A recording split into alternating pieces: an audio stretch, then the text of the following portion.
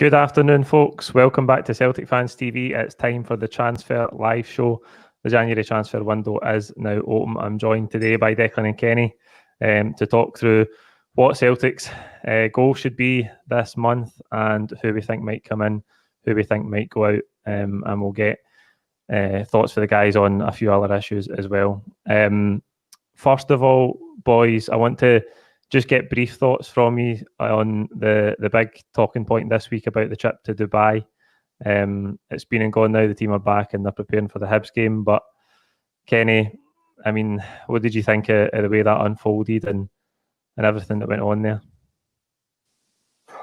Let's not mess about in our assessment. I mean, it was an absolute embarrassment, wasn't it? The way that that early on in the trip, that footage came out in the media of them having a beer, they may have just been having one beer and that may have been the truth. And you know what? They probably, had they been at home with their families and had a beer, with 8 days between Christmas and New Year immediately after the Rangers game, before the next game, it probably would have been a fair thing to do. But to do it in the public gaze was obviously going to lead to embarrassment. From a purely footballing perspective, it may have been a good thing. They may have done a lot of hard yards. It's helped them in the last couple of years.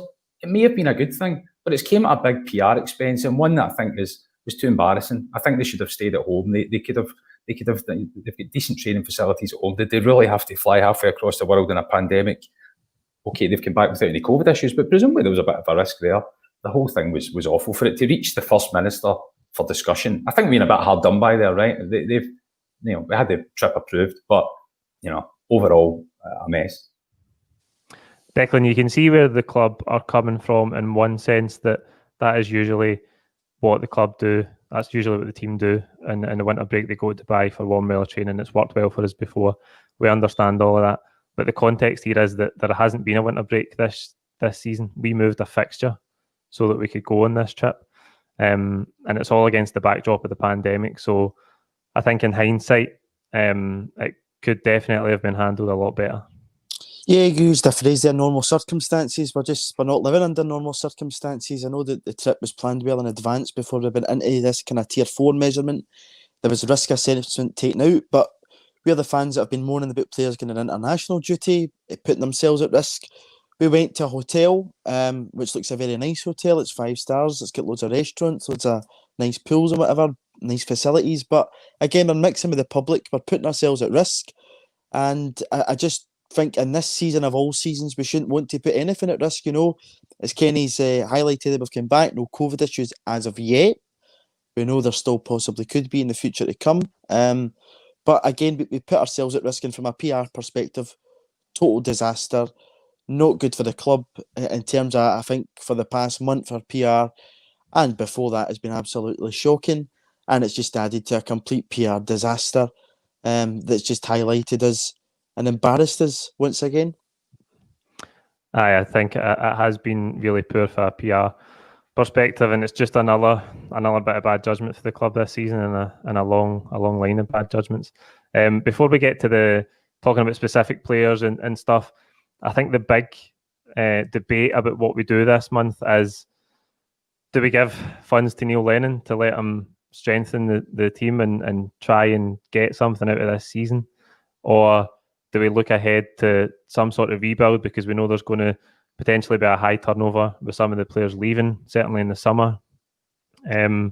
What do you think our goal should be this month in terms of transfers, Kenny?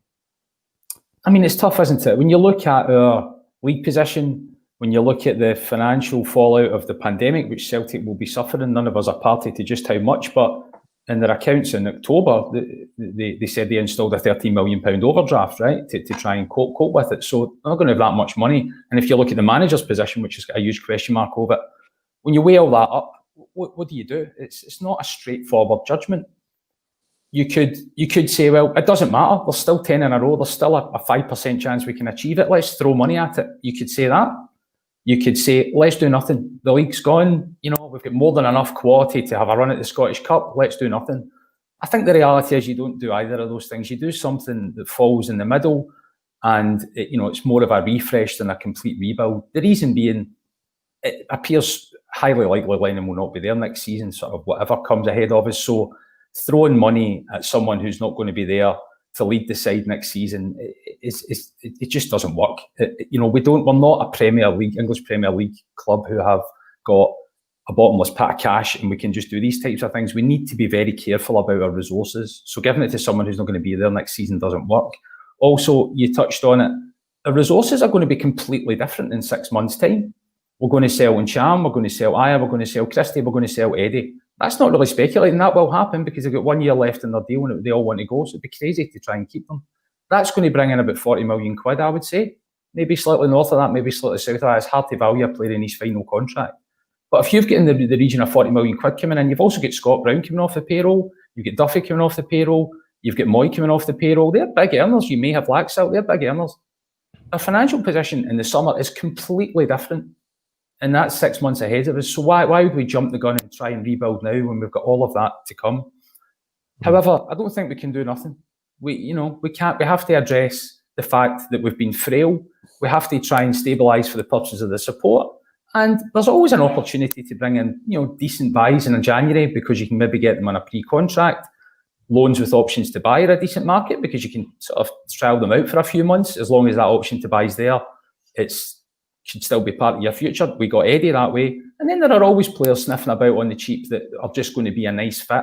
So I think we need to look at that type of market, not spend too much cash, bolster things more defensively, and just be a bit sort of prudent with our strategy. And, our scouting's not been great in the last couple of years. So another reason why, I wouldn't be too happy giving multi-millions to the scouting, into the scouting framework we've got at the minute. Mm. Yeah, as ever, you guys can ask your questions in the live chat box below. We'll try and pick out some good ones as we go through. Declan, I think most of us can agree that there's likely to be a change of manager in the summer at the latest. There's no doubt, though, that the club will still believe that Neil Lennon can turn this around. You would like to think that they do, or he wouldn't be here, given that their duty is to do the best thing for the club. So there's no doubt they're going to be giving Neil Lennon some sort of cash, will it be in terms of loan players. Again, I wouldn't expect big money to be spent, but they are going to have to back him in some way, because that brings us to an area, the first area of the team we're going to talk about today. At centre half, Christopher Julien's out for 3 or 4 months. Beaton's suspended for the game on Monday. I don't know what's happening with Shane Duffy. He came home from Dubai early for family issues, I think it was. And we knew at the start of the season that centre half was an area of the squad where we were very light anyway. So there is issues that need addressed, and they need addressed quickly. Yeah, we're really, really short there, and you're maybe looking forward to the Hibs game and thinking we could either have El Hamed or Stephen Welsh coming back in to play alongside Christopher Ayer. Which raises questions again, why we're at January. I know obviously we've got our injury issues, but we shouldn't be that light in the squad to be at that position. And obviously we've got Near Beaton suspended for that game, again playing a midfielder at the back. So squad depth, I think, as Kenny touched on there, we are still quite light in areas, and I think we really need to bolster big parts, but there is big issues in that squad. We lost James Forrest earlier on in the season, and it's a position we've never really, get anybody in. I mean, we fired Ryan Christie in there, but he's not a right winger. And when you're playing 4-2-3-1, or even going to that kind of 4-4-2 diamond, if you're looking to stretch it, maybe bring on kind of Elanusi in the game, you've got no other right winger to bring on in the game. You can't stretch it. So that's another position I'd be looking at, because we were that light. We only had one player there. That one player get injured, nobody to come in.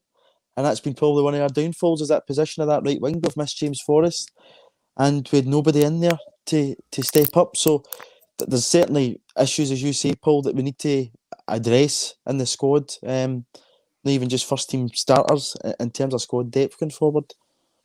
Mm-hmm.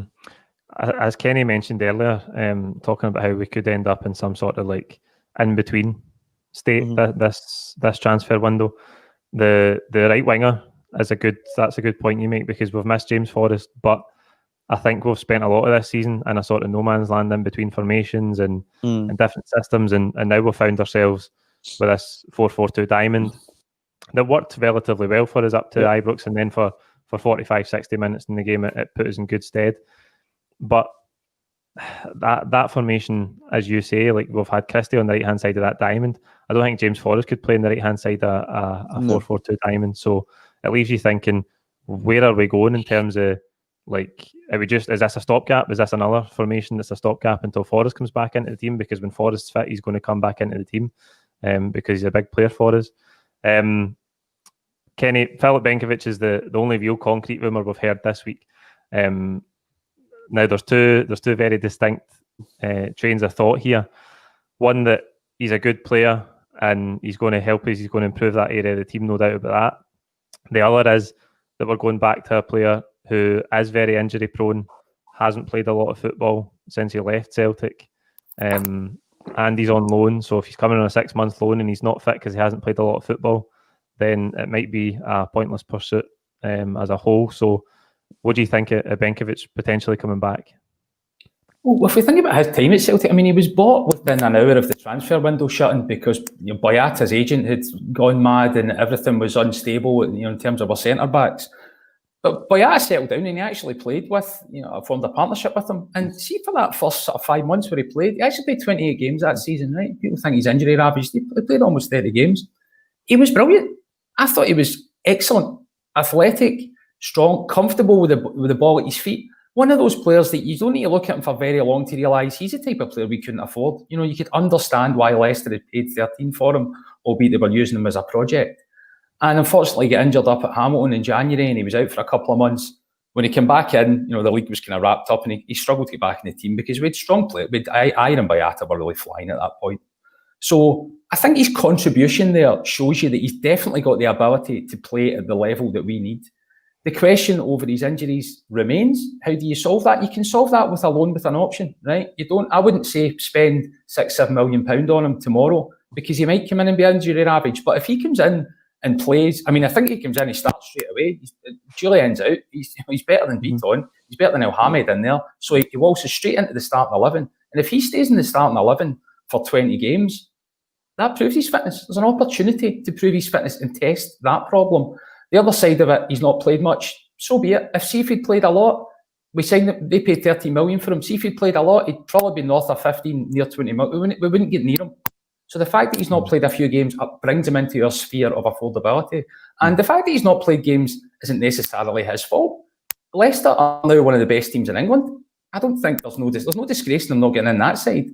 When he went to Bristol City, that was cut. He went in January and it was cut short because of the pandemic. That's not his fault. Cardiff played him once. I don't know why they bought him. Why, he's hardly come in and floundered if he's had one game. That was just crazy management from Cardiff. So I think there are reasons why he's not played. Okay, we'll need to get him up to speed. But I think a loan with an option, if we could get him for around about 5 million, I think that's a bit of a snip based on what we saw the first time he was here. But we need to try and be careful with his injuries. That's why I wouldn't be, I think a loan's a good initial play for him. I think he's a good player. There's no doubt about that. He's definitely a good player. Young as well. He's only 23, Philip Benkovic. As you say, 27 games, I think, in all competitions. He did have that ankle injury even about halfway through the season. I think he was out when Lennon came in. And then he only went on to play 4 games under Neil Lennon. But Declan, I'm torn. I mean, I don't know where I stand on it. I think if he can come in and stay fit, it's an absolute no-brainer for us. There's no doubt about that. And that is an area of the pitch that we've just talked about where we need reinforcements as quickly as possible. So for that point of view, I think he could help us. No, I think he's a good player. I mean, I liked him when he played for us. I actually remember the first time I met you was after the game at St Mirren. It was a 0-0 draw. I think that was his debut. So, and that night I thought he did pretty well, and I thought he kind of just get better as time went on after that. I'm a wee bit torn myself because, again, you're looking at our transfer structure and thinking, we're just going back to the old guard. What is our plans going forward here? Is this it in terms of we just go and sniff about players that we know about? But again, that's not a bad thing. We know his strength, we know his weaknesses, and as Kenny says, a loan with an option to buy gives us that wee bit of time to see, can he stay fit? Is he still at a decent level of football that he can come in and improve our squad? I don't think there's any doubt in that, as Kenny touched on there. With Julian being out, I think he waltzes right into our starting 11 because cover in that position, there isn't any. Duffy's not covered his cell well this season. I thought he was maybe starting to come into a game, but you saw his kind of, craziness at Ibrox. Beaton, for me, is not a centre-back. We shouldn't be playing him there. Julian's out. I've liked Ayer at right back as well. Even if Julian comes back in, you can try playing Ayer at right back. So I think Benkovic would certainly strengthen our team. people would maybe say he's a bit soft in terms injury-wise. We've got a £7 million defender there that's soft in terms injury-wise and is soft as a player. So I think Philip Benkovic, he's young. We know he's decent. I think he would do a job for us. So if that's the only solid, concrete player on the table, get him in and get it done quickly. We don't want this wait until the last. Get him in and get him in for these games. We've got a lot of games coming up. We need players. We need depth in that squad. And I think he'd be a good addition. You're right there. Get him in as quickly as we can. If we're going to do it, try and get it done as quickly as possible. Get him game time. That's the only way he's going to get fit. There's a lot of people in the comments talking about how little he's played since he left us. But we need to get him in and try and get him fit, because if he comes in and he can get to a level of match sharpness and find form, then there's no doubt he's definitely going to strengthen the squad. Kenny, there's a couple of other centre-halves in Scotland that we've been kind of linked with. Ryan Porteous for Hibs and Declan Gallagher for Motherwell. Those both, I know Porteous is young. Gallagher is probably someone who would do you a job in this league, but again, it comes back to what's the strategy. What are we trying to achieve in terms of going forward, and what's the profile of player that we're looking to bring in, certainly to take us into hopefully European football again next season. So those two are definitely options, but I don't think they're quite at that level where you would say that's someone who's going to come in and be a nailed-on Celtic centre-half. No, you're right, they're not. So what's our aspiration? Our aspiration is to be a Champions League club, right? That's what we need to try and achieve. We've been there in the past. We've got the infrastructure for that. That's what we need to try and do. Are we going to compete in the Champions League with either of those centre-backs as your main man? No, we're not. That being said, we need 3 centre-backs next season, right? Ayer's going to go. It's a certainty. Julian comes back in. We've no one else. Bitton's a midfielder. Elhamed will probably go back to Israel, and even if he doesn't, he's a right back. It's a bit of an ask to buy 3 centre-backs that are international quality of multi-million-pound level. We need to be realistic with our funds at the end of the pandemic. How do you fund the purchase of 3 centre-backs? I think you need to buy 1 or maybe 2 that you do perceive as squad players. You don't need to buy players that you know are going to walk, that you believe are going to walk into your first 11. And a safe way of doing that is looking at the Scottish market. Players in the Scottish market that have sort of come towards the end of their career but are stellar sort of players have done well for us in the past. Look at Barry Robson. Look at Paul Hartley. They weren't glamour signings. They came in and actually did do well in the at Champions League level. Yep. So I wouldn't be against Declan Gallagher signing, because he's a Celtic fan. I think that does help a bit, although Shane Duffy's disproven that theory quite spectacularly. But he also he's shown that he can handle high-level strikers with Mitrovic in that game against Serbia. He was heroic that night. I don't know much about him. I don't watch Motherwell week in, week out, but I watched him that night and he was absolutely outstanding. Presumably he's not performing at that level every week, or else he wouldn't be playing for Motherwell. But I think that shows that he does have ability. He will care. I think that would be a reasonable squad signing for next season based on our resources. Proteus, he hates Rangers. He ticks that box, right? But I think he's a bit rash. I don't think buying a young guy that looks a bit out of control in a lot of his games for Celtic, for me, is, I don't think he's got level enough ahead or any obvious ability to warrant bringing him in. But Declan Gallagher as a squad centre half when we need 3, I think there's a wee bit of merit in that. Declan, what do you think of they two? I think if you're going to ask me about a guy called Declan signing for Celtic, you probably know the answer. It'd be quite a nice free jersey for me. So I'd take the big man, just for the simple fact that Scotland qualifying for the Euros means that boy will want to play in that championships. Meaning if he did come into Celtic in January, he would want to try and force his way into the first team, and I'm sure he'd be trying to give his all week in, week out. It's the same for any player in the country. They will want to be on that plane. So for that simple fact, we're short. I think if you can get a pre-contract deal in there, I know he's going to be a contract in the summer, I'd take him if it's squad cover again. But looking forward, is he going to solve our situation in terms of big games? Not convinced about that, because, one game against Alexander Mitrovic is going to convince me as of yet. As Kenny says, we've saw how poor Motherwell and Hibs have been this season in terms of form. So, if you're that good, you'll be getting touted for other big moves. But I think for the time being, I wouldn't have any problem with Declan Gallagher coming in. Not just for the simple fact his name's Declan like me. I think he's a decent centre-half and would do a decent job for us. I think too often what's happened at centre-half is we've played players out of position. So while he's not the answer to our problems by any means, there's no doubt that he would help pad out the squad. Kenny, Diego Laxalt's come in on loan. He was linked with a big money move to Saudi Arabia permanently earlier last week. But the news now is that his priority is to secure a permanent move to Celtic. I think AC Milan are looking for around €8 million, £7 million. Do you think he's done enough for us to be paying that sort of money for him and bringing him in permanently in the summer? You know, he's a funny one, Laxalt. I mean, they paid 14 million for him, so it doesn't surprise me that they're going to try and recover half of that with half his contract still to go. So I think we would have to pay that. And he's obviously a very talented guy. He's got so much dynamism. When he first came in, particularly that game against Lille away, we thought, you know, he's worth 14 million. But as time's gone on, I think he's shown a little bit of a lack of maturity in terms of how he approaches his play. He can be found out at the back because he wanders forward in a sort of cavalier fashion. He's all action, but he's not got that much control. And I think his biggest weakness, his obvious big weakness, and even in the most recent Rangers game, it was Stark. His final ball is poor. It's either overhit, it's hitting with no pace, it's hitting, you know, at wrong angles. It's just not working. So if we were a club that had a £70 million transfer budget, you might say, well, let's throw 7 at him, bring him in, see if we can try and refine him and use the skill that he obviously does have. But we don't have that. We can't take gambles with £7 million. Nothing like it. So if that's the amount of money that it needs to take him in my view, it's pretty clear that we move him on. Good servant for us, but I think his time would come at an end at the end of the season unless something could happen differently, right? There's another 5 months left. He's a talented guy. He could screw the nut and start putting in good balls. Then you would have a rethink. But 7 million's a stretch.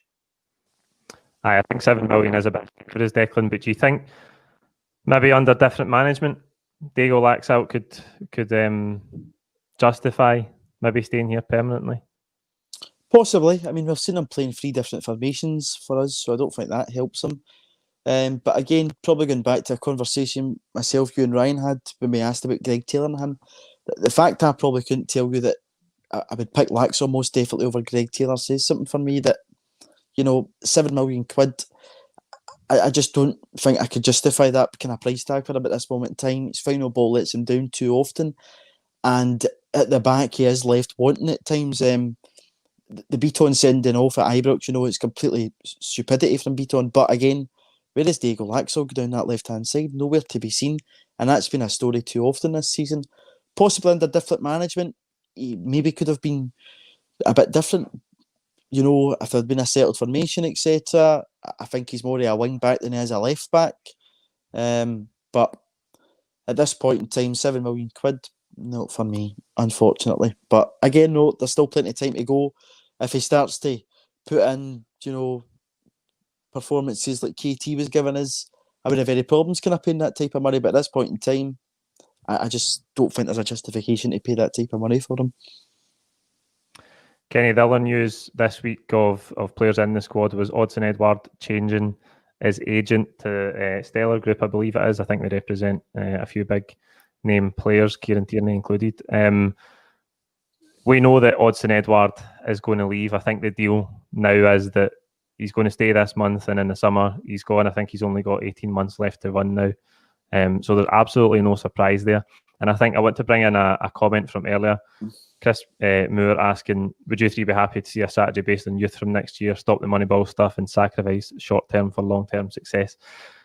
I don't know about a strategy purely based on youth, but I think we hear a lot of people talking about, can Celtic emulate the sort of Salzburg, Ajax model where those clubs have a high turnover of players.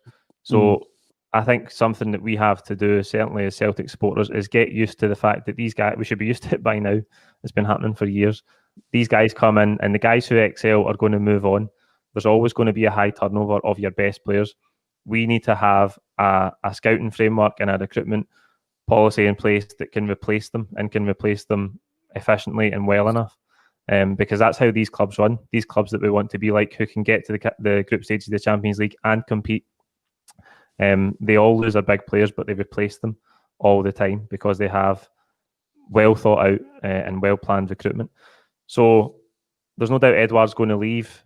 Do you think in the summer, if we are to see changes at the club, that you would be willing to suffer for a year or two if it means that we can be in a better place long term going forward, particularly in getting back to where we want to be in Europe? I don't think... I agree that if you look at... We're in a difficult position in that we've got a 60,000-seater stadium, we've got players that will want to come and play in front of a passionate support and play in Europe every year and win trophies. But we're pinned by the finances of the Scottish game. So how do you... Those two things don't square. You can't achieve all of that if you can only afford players at £2 or £3 million. It's a very difficult circle to try and, solve. But Salzburg do it. Ajax do it. Ajax are a bit different. I think there's a bit more money in the Dutch game. They've had a world-class academy ever since, they were founded. We can't ignore that. That's a bit unique. But Salzburg don't. There's not any more money, presumably, in the Austrian league. And look what they're doing. I don't really know how they're doing it because I've not studied it. But we need our management need to get closer to that and think, how are they turning over such constantly high-profile transfers and competing at a high level, which is way above their resources? They don't have 60,000 fans, nothing like it. So I do think we need to look at that model. Can we say, let's give up the next couple of years and accept that we're not going to be as competitive, but we're going to grow and develop players? No, I don't think you can do that. Not at Celtic. The fans won't stand for that, and rightly so. No club should do that. There's a balance. You can bring in young players, they learn from your older players, and there's a balance to everything, and we keep the cycle going. I don't think Celtic have necessarily been, it should be criticised too heavily for lack of players coming through. McGregor, Forrest, Mikey Johnson's a real talent. We've got decent young Scottish players that have come through. Every club should strive to try and make that a priority to get more in, because A, they're free, B, it's the right thing to do for your country.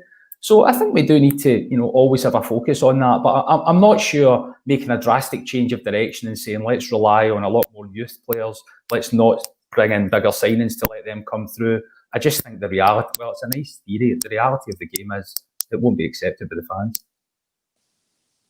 Aye, I think you're right there. I absolutely think you're right. The thing with Salzburg is they are backed by Red Bull, but I think we don't need to be backed by Red Bull to have a good recruitment policy in place that never changes and that can replace these guys that come in and excel and then leave, because we have to accept that no really top class player is going to spend their peak years at Celtic. It doesn't happen anymore.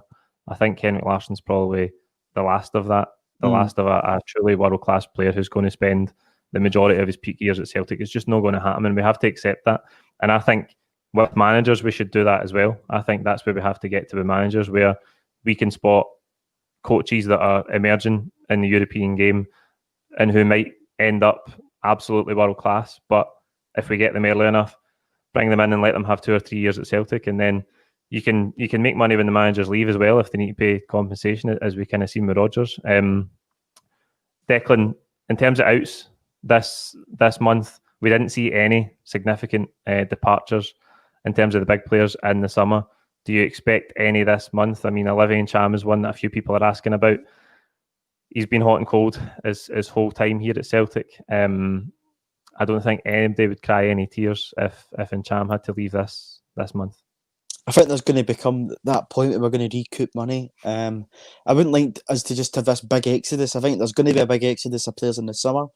It would be nice to maybe get somebody out that's going to bring in a bit of finance in terms of this window, just due to the way the board work money and finances. I think Olivier has probably wanted away a couple of times now from Celtic. If you remember the comments last summer before that, well, 2 years ago, 2019, that would be. And there was comments and Neil Lennon denied it, etc., etc. He started to come into a game, if you remember, after January last year. And again, that's just fell away again. I think he's a player who's probably wanted out for a while now. He's not get his move. He's certainly not part of the start of the 11. He's nowhere near it, I don't think. So if we could get 10 million plus, I think, for him, or certainly make money, we'll make money off him anyway. I think we paid 4 and a bit million for him. I would certainly let him go. If it means letting him go to bring in other players, most definitely. I think if there's anybody else here that's causing any issues in the dressing room, that I'm saying in Chamas, I would get them out the door. But, in the summer, we're looking at a mass exodus of players. Kenny touched on earlier in terms of finances. We're going to have 3 loan players that go back. And Duffy, Elanusi, Laxal. We've got 4 players that we think we know of that don't want to be there. Then we've got a guy in Scott Brown who possibly retires. El Hamid maybe go back to Israel, etc., etc. So you're maybe talking about 10 players. 10 players have always been around the squad. So it's time now to look forward. I didn't get touching on it earlier. Nicky Hammond, I assume, is still going to be there in the summer. And his role, to me, it comes under head of football operations. If he's still going to be there needs to be a continuity in terms of him with signings. I think we were all glad in the summer, but in long term, we've looked at it and thought, well, we've made a few rash decisions there. So in terms of Nicky Hammond, there needs to be that discussion between him, the manager, Peter Lawwell, looking forward to the next summer, this summer coming, and seeing what there is. Because if you're going to lose so many players, Champions League, we saw how we just delay, we did it in delay, and then we bring in players after Champions League, after we've been knocked out, or after we've maybe qualified. We can't have that again. But we need to learn from that and look at it and say, well, the transfer window opens very early on, get players in, get them bedded into the squad, not this wait. We need to move, and I think the fans as well will demand players come in at a decent standard, because again, we're in a position here where we'll be asked again to buy season tickets. Whether we're back in August, September, I don't know. I don't think it's highly likely as of yet. So there'll need to be ambition. But, and the point earlier as well, just to quickly, youth-wise, there needs to be a balance there. I think our current youth structure, we've let a really world-class coach in Sean Maloney go. And I think he would have been a really good guy to have kept around the building for what's there now in terms of Tommy McIntyre and the other guys, and what we're bringing through. We've got a guy in Tony Ralston who's still in that squad, who isn't going to be anywhere near the first team, and that's the kind of standard of player that we're bringing through just now. The teams, we were talking about a striker there. Who was the last decent striker we brought through our youth academy? We're going years back to find a decent striker. So there needs to be a balance at the club, but I think there's loads of positions internally at the club need to be looked at in terms of planning forward. So that's a long answer to your short question there. No, I agree with a lot of what you said, mate. I think there's been a few comments as we've gone through here, focusing on a change in management, and you'd be under no illusions, certainly if you watch this channel, what I think about the changes that need to happen at the club this summer. I would probably like to see a change in recruitment as well, because I don't think Nicky Hammond, since he's been in that position, has really excelled in any way, shape or form.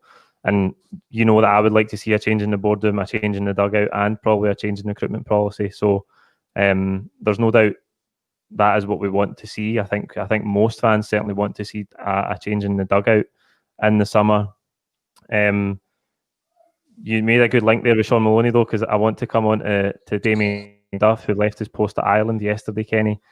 Again, I think we find ourselves in this position where things were good when Damien Duff was here last season, and then he leaves and they all go to pot, and then everybody starts to think, well, maybe Damien Duff is the man that was holding it all together, and he's absolutely brilliant. And there's almost a sort of outcry for, like, can we bring him back now because he's left his position at Ireland, even though he went back home to be closer to his family. So, I mean, where do you stand on that? Do you think if Duff was available to come back, it would be a worthwhile pursuit?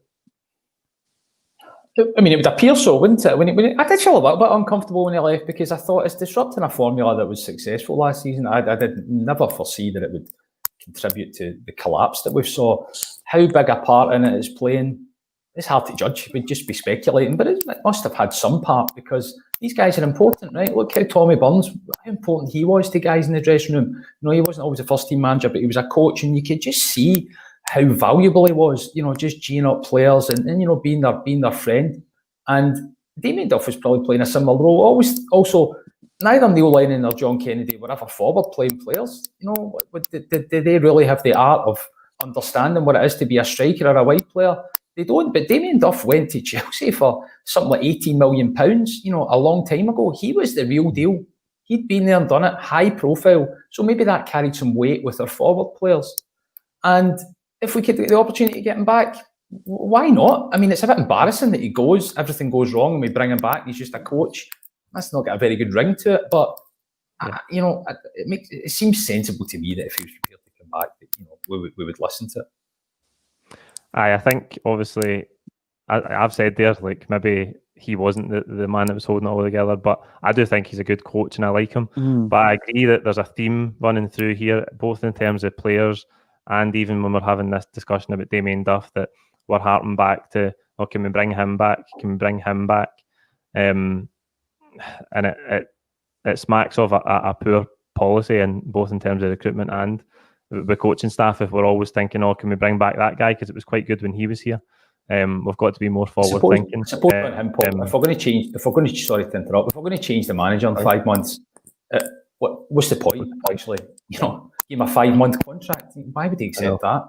It's just embarrassing. And when we certainly can't build coaches for the future for the new manager, he needs to have autonomy. So in that respect, it doesn't work. Yeah, I agree. Absolutely agree. Declan, to round us off, what do you think of Damien Duff? I really liked him as a coach here. I think in terms of what we were touching on earlier, European coaches, looking at them, getting them in early.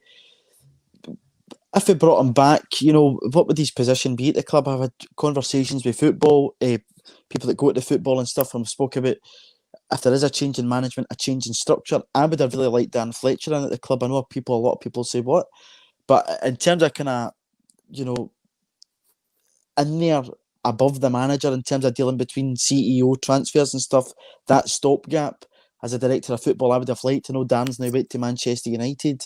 Whether that could be a position possibly for Damien Duff, I don't know. Whether it be a position again back into the youth team, I don't know. But I think in terms of academy, he would be an absolute gem to get back in terms of academy. I know he was there early on and get bumped up early when Brendan left to go into Neil's staff, but I think he's a really good coach. I think in terms of academy, if you had a guy like that at the top of your academy, no disrespect to the other guys out there, and Tommy McIntyre, Steve McManus, George McCluskey, Dan O'Day, etc. I think as a football personality for any young person to be working with Damien Duff, I think it would only bolster. And if we are going to restructure and fix the wrongs of the football club all across the board, I think he would be a really top coach to bring in there and start to maybe look a wee bit more into youth football, more into youth development. And I think he'd be a real gem for that. But if he's to come in on a short term, just in the coaching staff just now, I'd be fine with that. But as long as there is a position made for him at the club, whether that be director of football, in the youth academy, something like that, I think would be really, really good, and a really good acquisition to bring in. I think we should have as many people as possible who have played or worked at an elite level. And Damien Duff was a great player, and he played at a really, really high level. But who knows how it's going to unfold this month. This season's been unpredictable, to say the least. Like the video, comment your own thoughts below. Don't forget to subscribe if you haven't already. We'll be back tomorrow with build up to the game against Hibs on Monday night. Cheers.